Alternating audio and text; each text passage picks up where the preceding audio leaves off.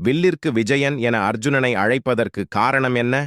அர்ஜுனன் விராட போரில் கர்ணன், பீஷ்மர், துரோணர், துரியோதனன், அசுவத்தாமன் மற்றும் ஏனைய வீரர்களையும் சேனையையும் தோற்கடித்த போதே அவனே மாபெரும் வில்லாளன், மாவீரன் என்பது நிரூபணமானது. இருப்பினும் இன்னும் சிலர் கர்ணன் சிறந்த வில்வீரன் என்கிறார்களே, ஏன்? பரசுராமர், இந்திரன் முதலியவர்களையே குருவாகக் கொண்டவரும் யுத்தத்தில் பரசுராமரையே வென்றவருமான பெரும்பாட்டனார் பீஷ்மரும், பரசுராமர், அகஸ்தியர், அக்னிவேஷியர், பிரகஸ்பதி என பலரிடமும் அஸ்திரங்கள் பெற்று குரு வம்சத்திற்கு குலகுருவான துரோணாச்சாரியாரும், கௌதம முனிவரின் வம்சத்தில் பிறந்தவரும், சரத்வானரை தனது தந்தையாகவும் குருவாகவும் கொண்டவரும், சிரஞ்சீவிகளில் ஒருவருமான கிருபாச்சாரியாரும், துரியோதனனின் உற்ற நண்பனும், பரசுராமரிடம் பிரம்மாஸ்திரத்தை பெற்றவனும், கௌந்தேயர்களில் மூத்தவனுமான கர்ணனும் எனச் சிறந்த வீரர்கள் பலரை இப்பெருங்காப்பியம் கொண்டிருந்தாலும் வில்லுக்கு விஜயன் என்ற பெயர் இன்றும் எங்கும் பெரியோர்களால் சொல்லப்படுவதை பார்க்க முடிகிறது. அத்தனை வீரர்களுக்கும் கிட்டாத இந்நிலை குறிப்பாக விஜயனுக்கு கிட்டியது. இது சரிதானா, இல்லை தவறா என பலரின் மனத்தில் இன்றும் சந்தேகம் இருக்கத்தான் செய்கிறது. பார்த்தன் அவ்வாறு எதற்காக அழைக்கப்படுகிறான்? முன்ஜென்மத்தில் நரனென்னும் ரிஷியாக இருந்தவன் அடுத்த பிறவியில் அர்ஜுனனாக அவதரித்தான். கிருஷ்ணனின் பிறப்பிற்கு அடுத்தபடியாக தேவர்கள், ரிஷிகள், கந்தர்வர்கள் எனப் பலராலும் கொண்டாடப்பட்டது அர்ஜுனனின் பிறப்பே. பாண்டுவின் மரணத்திற்குப் பின் அஸ்தினாபுரம் வரும் பாண்டவர்கள் முதலில் கிருபரிடமும் பின் துரோணரிடமும் கல்வி கற்கின்றனர். துரோணர் பாஞ்சாலனால் மனம் நொந்து இருந்தபோது அவரின் மனதிற்கு மருந்து போடுவது போல அவரின் அனைத்து வார்த்தைகளையும் ஆணையாக ஏற்றான் அர்ஜுனன். இதனால் அர்ஜுனனை தனது மகனை விட மேன்மையானவனாக்கினார் குரு துரோணர். வில்லின் விற்பண்ணனாக மாறத் துரோணரின் பங்கு ஒரு பக்கம் இருந்தாலும் அர்ஜுனனின் ஆர்வமும் திறனும் மறுபக்கம் இருந்தது. ஹகனிடம் கற்றான் எனக் கூறப்படுகிறது. அங்கு அப்போதே சுகன் தனக்கு நிகராக அர்ஜுனனை கருதி தனது வில்லை அளித்தான் என்றும் கூறப்படுகிறது. பாண்டுவின் மரணத்திற்குப் பிறகு அஸ்தினாபுரம் வருகின்றனர் பாண்டவர்கள். சஸ்திரங்களில் சிறந்தவரும் சிரஞ்சீவியுமான கிருபாச்சாரியாரிடம் கல்வியைத் தொடர்கின்றனர். கிருபரின் தந்தையான சரத்வானர் பிறக்கும்போதே வில்லுடனும் அம்புடனும் பிறந்தவர். முனிவர் என்ற நிலையும் மீறி தனுர் வித்தையில் இந்திரனே கலங்கும் நிலையை எட்டியவராவார். இவர்தான் கற்ற வித்தையின் நுணுக்கத்தை தனது மகனான கிருபருக்கு அளித்தார். குருவம்ச இளவரசர்களை கல்வி கற்க சேர்க்கிறார். இவ்விருவரிடம் கல்வி கற்கும் போதும் பற்பல தேசங்களில் இருந்து பலரும் வந்து கற்றனர். ஆனால் அர்ஜுனன் அதில் முன்னவனாக இருந்தான். பிறகு குபேரனின் பணியாளனான அங்காரபர்ணனை வீழ்த்தி அவனை கொல்லாமல் விட்டதால் அவனிடமிருந்து சாக்ஷுஷி வித்தையை பெறுகிறான் அர்ஜுனன். 6 மாதம் ஒன்றை காலில் நின்று தவம் செய்து பெற்ற வித்தையை அங்காரபர்ணன் அர்ஜுனனுக்கு அளித்தான். இந்த வித்தையின் மூலம் ஒருவன்தான் பார்க்க விரும்புவதை விரும்பியவாறு பார்க்கலாம். மிகச்சரியாகச் சொன்னால் வியாசர் சஞ்சயனுக்கு அளித்த திவ்ய திருஷ்டியை போன்றதே இச்சக்தியாகும். வாசுதேவ கிருஷ்ணனிடம் குறிப்பிட்ட அஸ்திரங்களையும் நுணுக்கங்களையும் கற்றான். வியாசரின் மூலம் யுதிஷ்டிரன் பெற்ற பிரதிஸ்மிருதி வித்தையை யுதிஷ்டிரன் அர்ஜுனனுக்கு அளித்தான்.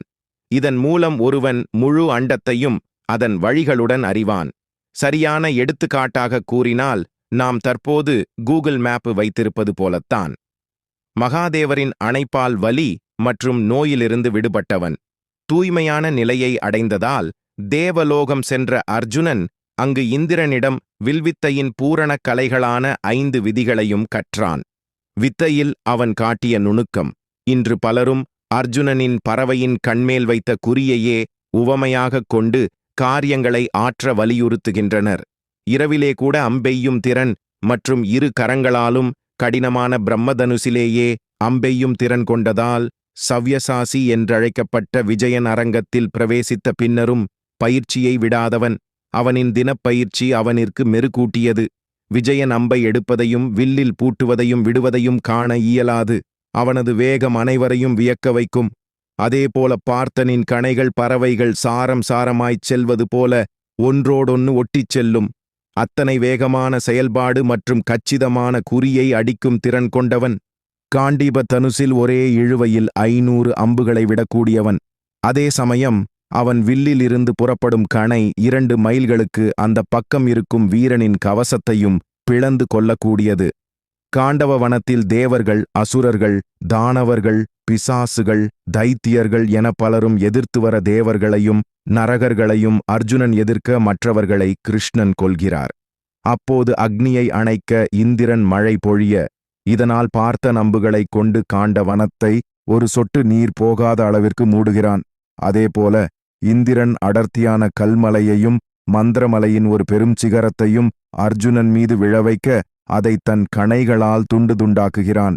காண்டவ வனத்தில் தேவர்கள், அசுரர்கள், தானவர்கள், பிசாசுகள், தைத்தியர்கள் என பலரும் எதிர்த்து வர தேவர்களையும் நரகர்களையும் அர்ஜுனன் எதிர்க்க மற்றவர்களை கிருஷ்ணன் கொல்கிறார். அப்போது அக்னியை அணைக்க இந்திரன் மழை பொழிய, இதனால் பார்த்தன் அம்புகளைக் கொண்டு காண்ட வனத்தை ஒரு சொட்டு நீர் போகாத அளவிற்கு மூடுகிறான். அதேபோல இந்திரன் அடர்த்தியான கல்மலையையும் மந்திரமலையின் ஒரு பெரும் சிகரத்தையும் அர்ஜுனன் மீது விழவைக்க அதை தன் கணைகளால் துண்டு துண்டாக்குகிறான். கந்தர்வர்கள் துரியோதனனை சிறைப்பிடித்த போது அவர்களைக் காக்க தம்பியர் 4 அனுப்புகிறார் யுதிஷ்டிரன். 4 வீரத்தையும் கண்ட சித்திரசேனன் சிறைப்பிடித்த காவுரவர்களைத் தூக்கி கொண்டு மேல் எழும்புகிறான். அப்போது கந்தர்வர்களைச் சுற்றி 4 அம்புகளைக் கொண்டு வலை அமைக்கிறான் விஜயன். கூண்டில் சிக்கிய பறவை போல் அகப்படுகின்றனர் கந்தர்வர்கள். வனவாசத்தின் போது பாஞ்சாலியைக் கண்ட ஜெயத்ரதன் அவளை பாண்டவர்கள் இல்லாத சமயத்தில் கடத்துகிறான். இதை அறிந்த பாண்டவர்கள் ஜெயத்ரதனை பிடிக்கச் சென்று அவனின் படைகளை நாசம் செய்கின்றனர். இதனால் திரௌபதியை விட்டுவிட்டு ஓடுகிறான். பாண்டவர்களிடம் இருந்து 2 மைல் தூரத்திற்கு அப்பால் தப்பியோடும் ஜெயத்ரதனின் ரதத்தில் உள்ள குதிரைகளை இருந்த இடத்தில் இருந்தே தனது கணைகளைக் கொண்டு கொல்கிறான் பார்த்தன். ஜெயத்ரதனைக் கொல்ல சபதம் எடுத்துச் செல்லும்போது வேகத்தினாலும் எதிரிகளின் அம்புகளினாலும் குதிரைகள் களைப்படைகின்றன. இதை கண்ணுற்ற சாரதி பொறுப்பை ஏற்ற வாசுதேவன் அர்ஜுனனிடம் குதிரை களைப்பாற வேண்டும் என கூறுகிறார். இதை கேட்ட விஜயன் குதிரைகள் நீர் அருந்த அடியற்ற தாமரை முதலிய பூக்கள் நிறைந்த அன்னம் முதலிய பறவைகள் நிறைந்த பார்த்தன் பற்பல மீன்கள் நிறைந்த தடாகத்தை நொடிப்பொழுதில் உண்டாக்குகிறான். ஜெயத்ரதனை நெருங்கிய பின் கொல்லப்போகும் வேளையிலே வாசுதேவர் ஜெயத்ரதன் பெற்ற வரத்தை சொல்லி அவனின் தந்தை இருக்கும் இடத்தைச் சொல்கிறார்.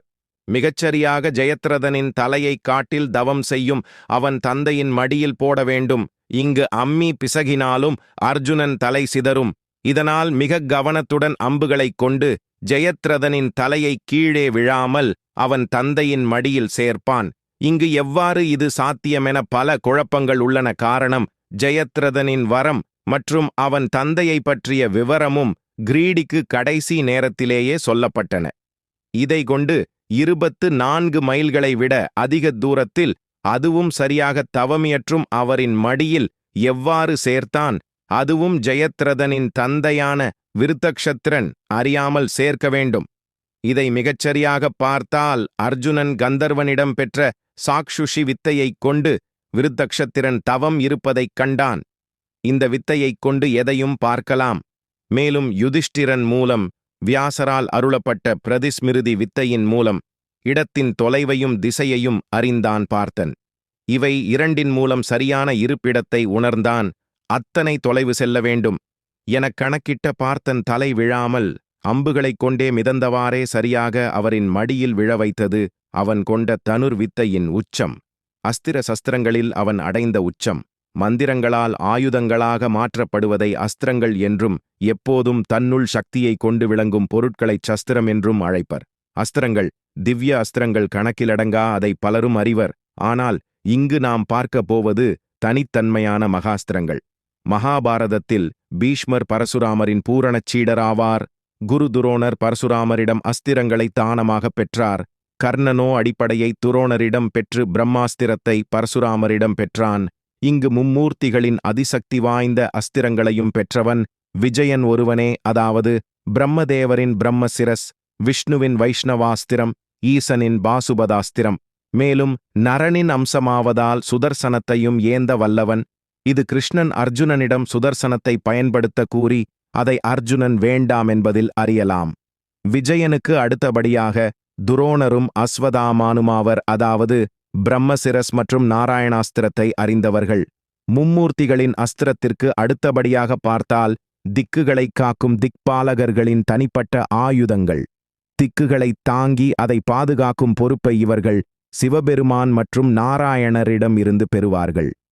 உதாரணம், வளங்களுக்கு அதிபதியான குபேரன் அப்பொறுப்பையும் உயிர்களைக் கொல்லும் யமன் அந்த பொறுப்பையும் ஈசனிடமும், இந்திர பதவியை இந்திரனும் ஜலத்திற்கு அதிபதியான வருணன் அந்த நிலையை விஷ்ணுவிடமும் பெற்றனர். பிரம்மாஸ்திரத்தாலும் முடியாது. இந்திரனின் வஜ்ரம், அக்னியின் ஆக்னேயம், யமனின் கதை, யமதண்டம், வருணனின் வருணபாசம், குபேரனின் அந்தர்தானாயுதம் முதலிய ஆயுதங்களை நேரடியாக திக்பாலகர்களிடம் இருந்தே பெற்றான்.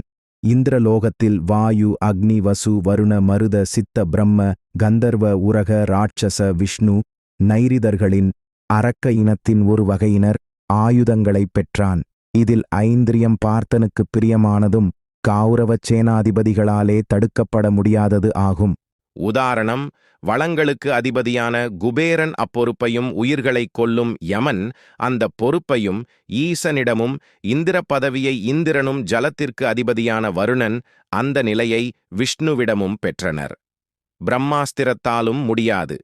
இந்திரனின் வஜ்ரம், அக்னியின் ஆக்னேயம், யமனின் கதை, யமதண்டம், வருணனின் வருணபாசம், குபேரனின் அந்தர்தானாயுதம் முதலிய ஆயுதங்களை நேரடியாக திக்பாலகர்களிடம் இருந்தே பெற்றான். இந்திரலோகத்தில் வாயு, அக்னி, வசு, வருண, மருத, சித்த, பிரம்ம, கந்தர்வ, உரக, ராட்சச, விஷ்ணு, நைரிதர்களின் அரக்க இனத்தின் ஒரு வகையினர் ஆயுதங்களைப் பெற்றான். இதில் ஐந்திரியம் பார்த்தனுக்கு பிரியமானதும் கௌரவச் சேனாதிபதிகளாலே தடுக்கப்பட முடியாதது ஆகும். துவஷ்டதாரி அஸ்திரம். இது ஏவப்பட்டால் வீரர்களுக்கு தங்களின் அருகில் இருப்பவர் கூட அர்ஜுனன் போலத் தெரிவார்கள். இதனால் ஒருவரை ஒருவர் அடித்து கொண்டு வீழ்வர். கிருஷ்ணனின் நாராயணர்கள் சேனையை இவ்வாறே அர்ஜுனன் கொல்வான். காண்டவ வனத்தில் இந்திரன் வரம் கேட்டபோது இந்த அஸ்திரங்களை அர்ஜுனன் வரமாக வேண்டுவான். கந்தர்வ அஸ்திரம். இது ஒரு வீரனுக்கு நினைத்து பார்க்க முடியாத வேகத்தை கொடுக்கும். இந்த வேகத்தினால் அவன் சிறிது நேரத்திலேயே பலரை கொல்வான். அர்ஜுனன் இதை தும்புர் என்ற கந்தர்வனிடம் பெற்றான். இந்த கந்தர்வ அஸ்திரத்தை இராமபிரான் உபயோகித்து உள்ளார். இராமாயணத்தில் அனைவரும் வீழ்வதைக் கண்ட இராவணன் மூவுலங்களையும் வென்ற மாவீரம் கொண்ட அரக்க சிரேஷ்டர்களால் நிறைந்த மூலபல சேனையை இராமனை வதைக்க அனுப்புகிறான். வானர சேனையில் அவர்களில் ஒருவன் ஏற்படுத்திய அழிவும் கூட மிகக் கொடுமையாக இருந்தது. இதனால் ஜகத்ரட்சகனாகிய தசரசனந்தனிடம் சரணடைகிறார்கள் வானர வீரர்கள். வனத்தில் சூறாவளி மரத்தின் கிளைகளை உடைத்தாலும் அதை காண முடியாதது போல அசுரர்களின் சேனையில் இராமன் ஏற்படுத்திய அழிவை காண முடிந்தாலும் இராமனை மட்டும் எவராலும் காண முடியவில்லை. வாயுவேகமுடைய ரதங்கள் 7,28,00,000 மிகுந்த பலம் கொண்ட யானைகள் 13,12,20,000 சிறந்த வீரர்களுடன் உள்ள குதிரைகள் 10,20,60,000 கதாயுதம், ஈட்டி போன்ற ஆயுதங்களை ஏந்திய காலாட்படையினர் 145,80,00,000 என ரத, கஜ, துரக பதாதிகளையும் கொண்ட சதுரங்க பல சேனையை. சித்திரசேனன் சகுனி வரை எவராலும் உருவாக்கப்படும் மாயையை அகற்றக்கூடியவன். சிவகவசம். இது சிவபெருமானே இந்திரனை காக்க அளித்த கவசமாகும். இதை துரோணரின் மூலம் அர்ஜுனன் அறிவான். இதை பிளக்க வழியே இல்லை என துரோணர் கூறுவார். இதையும் விஜயன் தர்ம யுத்தத்தில் உபயோகிக்கவில்லை. துரியோதனன் கதாயுத்தத்தில் பீமனால் மட்டுமல்லாமல் எவராலும் வீழ்த்த முடியாதவன் ஆவான். அதற்கான காரணங்களில் சிவகவசமும் ஒன்றாகும். காரணம், துரியன் பிறக்கும்போதே இடுப்பிற்கு மேல் பகுதி வஜ்ரமாக பிறந்தவன். மேலும் சிவகவசமும் பூட்டப்பட்டதால் இடுப்பிற்கு மேல் பகுதி பெரும் சக்தி வாய்ந்தது. கதாயுத்த நியதிப்படி இடுப்பிற்கு மேல் மட்டுமே தாக்க வேண்டும். துரியனின் மேல் பகுதி கொண்ட பாதுகாப்பின் காரணமாக அவனை கதாயுத்தத்தில் எவராலும் வீழ்த்த இயலவில்லை. நான்முக பிரம்மாவின் பிரம்மசிரஸ் அஸ்திரத்தை திருப்பி அழைத்தவன் பார்த்தனே, அது தேவர் தலைவனான இந்திரனாலும் முடியாத காரியம். சஸ்திரங்கள். காண்டவ வனத்தில் அக்னியை நிறைவு செய்ததால் காண்டீபத்தையும் வற்றாத அம்பராத்தூணி மற்றும் தேரையும் அக்னியிடம் பெற்றான். காண்டீபம். கன்வ முனிவர் அகில நன்மைக்காக தவம் செய்யும்போது அவரின் மேல் புற்று வளர அதில் மூங்கில்கள் வளர்கின்றன. தவத்தில் வளர்ந்ததால் அவற்றின் சக்தியை உணர்ந்த பிரம்மதேவர் அவற்றில் சிவபெருமான் மற்றும் மகாவிஷ்ணுவிற்கு பினாகம் மற்றும் சாரங்கம் என்ற இரு மாபெரும் விற்களைச் செய்தார்.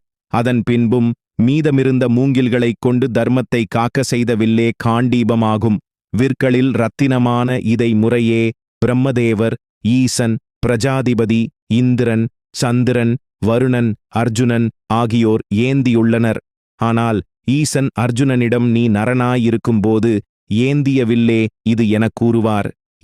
எடுக்க வற்றாத அம்பரா தூணிகள் 2. இதனால் யுத்தத்தில் அம்புகள் தீரும் பிரச்சனை வராது. அக்னி அளித்த ரதம். இது பெரும் தவத்திற்குப் பின் தேவசிற்பி விஸ்வகர்மா உருவாக்கியது ஆகும். பெரும் குரங்கை கொடியாகக் கொண்ட இந்த ரதம் பிறகு பீமசேனரின் வேண்டுதலால் அனுமக் கொடியை கொண்டதாக மாறும். குருசேத்திரத்திற்கு முன் தேவசிற்பியினால் இந்திரன் மற்றும் ஆரோக்கியத்திற்கு தேவதையான தாத்ரி மூலம் இந்த ரதம் மேலும் மெருகூட்டப்படும். சித்திர ரதன் கொடுத்த சாரதியின் விருப்பதற்கு ஏற்ற நிறத்தை மாற்றிக்கொள்ளும் திறனுடையதும் மனோவேகத்தைக் கொண்டதும் நினைத்த இடத்திற்கு அழைத்துச் செல்லும் பறக்கும் திறன் கொண்ட 100 குதிரைகள் இந்த ரதத்தை இழுத்துச் சென்றன. சூரிய பிரகாசத்தைக் கொண்ட இந்த ரதம் போருக்குப் பின் பஸ்மமாக்கப்பட்டது. தனது கை நளினத்தை தாங்காமல் விற்கள் உடைவதால், ஒரு வில்லும் கணைமழையைப் பொழிவதால் தீராத அம்பரா தூணியும் பல ஆயுதங்கள் எடுத்து செல்வதால் சிறந்த ரதமும் பார்த்தனால் கேட்கப்பட்டதால் அக்னி அதை உவந்து அழிப்பார். காண்டவ வனத்தில் தேவர்கள், தானவர்கள், தைத்தியர்கள் முதலிய பலரையும் தனது உயிரை பொருட்படுத்தாமல் எதிர்க்கப் போவதற்காக அளித்த சன்மானம். முடிவுரை. அர்ஜுனன் பற்பல யுகங்கள் வாழும் தேவர்கள், அசுரர்கள், தைத்தியர்கள், தானவர்கள், நாகர்கள் என அனைவரும் சேர்ந்து வந்தாலும் வெல்லப்பட முடியாதவன். சித்திர ரதன் கொடுத்த சாரதியின் விருப்பதற்கு ஏற்ற நிறத்தை மாற்றிக்கொள்ளும் திறனுடையதும் மனோவேகத்தைக் கொண்டதும் நினைத்த இடத்திற்கு அழைத்துச் செல்லும் பறக்கும் திறன் கொண்ட 100 குதிரைகள் இந்த ரதத்தை இழுத்துச் சென்றன. சூரிய பிரகாசத்தைக் கொண்ட இந்த ரதம் போருக்குப் பின் பஸ்மமாக்கப்பட்டது. தனது கை நளினத்தை தாங்காமல் விற்கள் உடைவதால், ஒரு வில்லும் கணைமழையைப் பொழிவதால், தீராத அம்பரா தூணியும் பல ஆயுதங்கள் எடுத்து செல்வதால் சிறந்த ரதமும் பார்த்தனால் கேட்கப்பட்டதால் அக்னி அதை உவந்து அழிப்பார். காண்டவ வனத்தில் தேவர்கள், தானவர்கள், தைத்தியர்கள் முதலிய பலரையும் தனது உயிரை பொருட்படுத்தாமல் எதிர்க்கப் போவதற்காக அளித்த சன்மானம். முடிவுரை. அர்ஜுனன் பற்பல யுகங்கள் வாழும் தேவர்கள், அசுரர்கள், தைத்தியர்கள், தானவர்கள், நாகர்கள் என அனைவரும் சேர்ந்து வந்தாலும் வெல்லப்பட முடியாதவன். போருக்கு முன் பாசுபதம் போன்ற தெய்வீக ஆயுதங்களை போரில் உபயோகிக்காமல் தர்மயுத்தத்தில் வெற்றி பெறலாம் எனக் கூறியவன். அர்ஜுனன் அறிந்த அஸ்திரங்களில் 80% அவன் தர்மயுத்தத்தில் உபயோகிக்கவில்லை. பாசுபதம், வைஷ்ணவம், பிரம்மசிரஸ் மற்றும் திக்பாலகர்களின் வஜ்ரம், அக்னேயம் முதலிய ஆயுதங்கள் போரை தனியாளாக முடிக்க வல்லவை. ஆனால் தர்மயுத்தத்தில் அவனும் உபயோகிக்கவில்லை. வாசுதேவனும் அவனை உபயோகிக்க விடவில்லை. ஜெயத்ரதனை கொல்ல போகும்போதே ஒரே நாளில் 7 அக்ரோணிகளைக் கொன்றான். இந்தச் சமயம் கந்தர்வ ஆயுதத்தை உபயோகித்து இருப்பானேயானால் அன்றே போர் முடிந்திருக்கும். இல்லை, விராடத்தைப் போன்று மயங்க வைத்தால் நொடிப்பொழுதில் ஜெயத்ரதனை நெருங்கியிருக்கலாம்.